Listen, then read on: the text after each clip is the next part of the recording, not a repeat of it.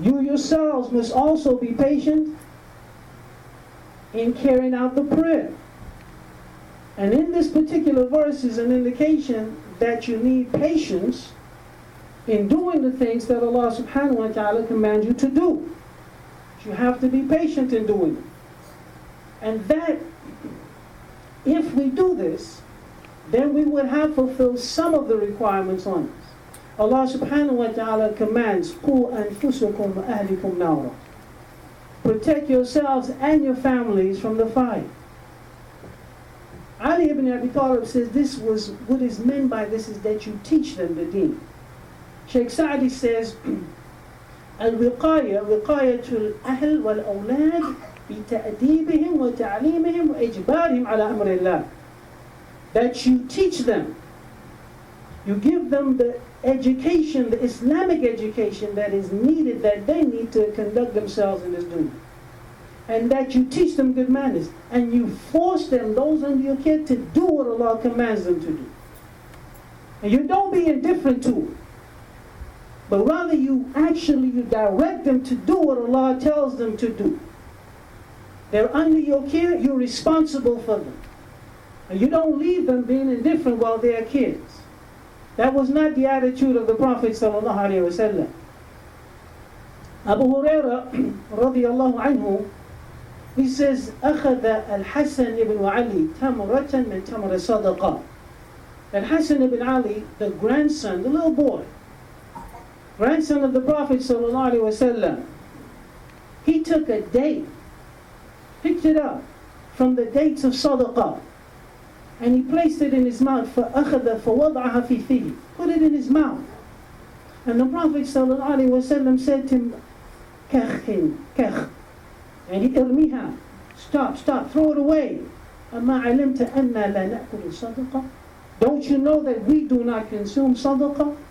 This particular narration, the Prophet ﷺ saw his grandson, a very young boy, doing something that was against what Allah subhanahu wa ta'ala legislated.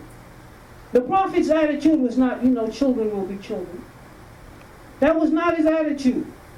His attitude was, look, this is something that you need to know from your youth, so when you grow up, it'll be instilled in you.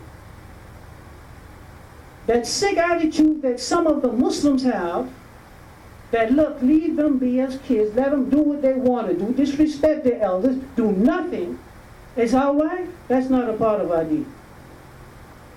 The Prophet ﷺ directed him what was right and taught him what he should stay away from. That is a part of tarbiyah, that's a part of training.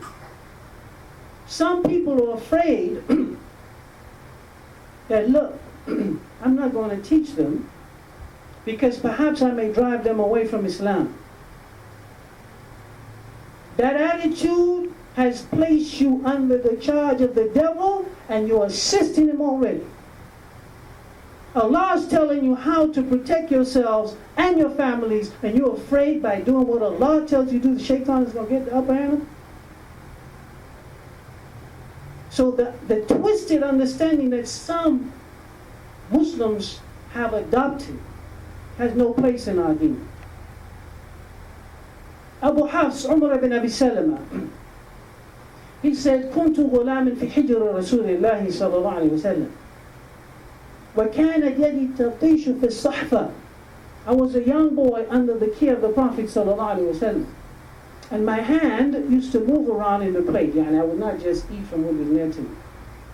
And the Prophet صلى الله عليه وسلم, he said, يا غلام سم الله وكل بيمينك وكل مما يليك. The Prophet ﷺ didn't leave this young boy to do what he wanted to do. He said, young man, listen. Say Bismillah. At the beginning of your food, say Bismillah. Eat with your right hand and eat from what is closest to you. This is when you're eating with individuals, other individuals.